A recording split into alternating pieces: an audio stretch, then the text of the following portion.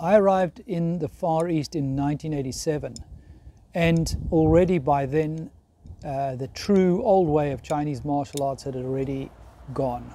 It was off the streets, let's say that. You couldn't find it, you had to really look.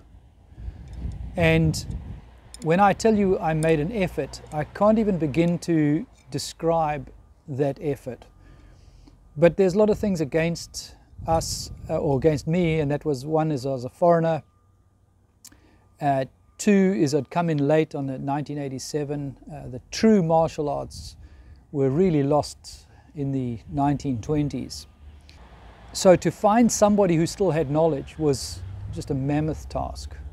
Anyway, cutting a long story short, Noelle and I end up at Kwan Sifu's place, having been sent to him. Everybody was fearful of him.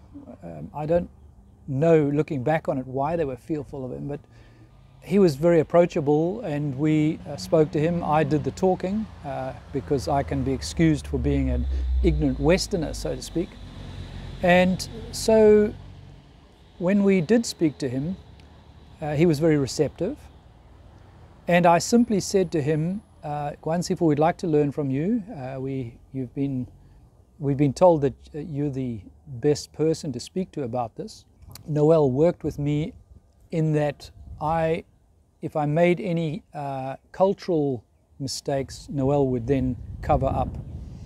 And so we worked in this little dual manner. Kwan Sifu was very nice, and he started teaching us, and I simply had said to him, can I learn something to do with a certain sword technique? And he was quite happy to teach that to us. In the beginning, I can say that Kwan Sifu was teaching us worthless stuff. Worthless because you really need a whole system to make anything have value and power and to stick. In Chinese culture, this is called pei mo. So pei is skin, in Cantonese that is. Pei is skin, and mo is the sort of hair across the top of the body.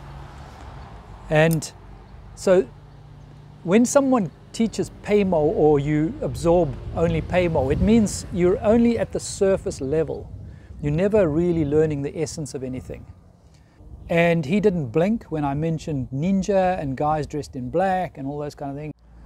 And it turns out that almost every school in Chinese martial arts history had spies and assassins inside them.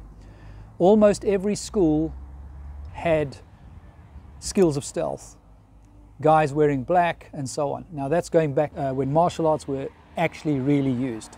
And of course, as we went on to become researchers after that, we further discovered that it really is that way, that throughout Chinese history, every single branch of Chinese martial arts has had and been involved with assassins and the like.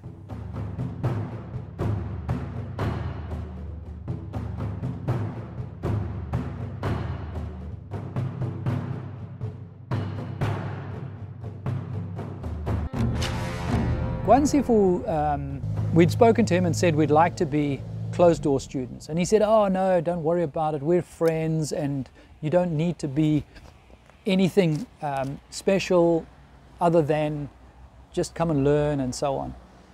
And we said, no, we want to really learn an art. And this, we were pushing for quite a long time for this. Anyway, he said, no, just call me Kwan. And we said, we'll never call you Kwan, we call you Kwan Sifu, you are a teacher. Finally, one day he says, oh, okay. So we offered to take it. He said, but no ceremony. I really don't want all that. He says, I just want to live quietly. I don't want to make a big thing. So what we did was we took him to a tea house, and Noelle was pouring the tea, and very quietly we took the teacup and we offered up our teacups towards Sifu in the gesture of respect and so on. And pretty much that was the end of our closed-door student ceremony.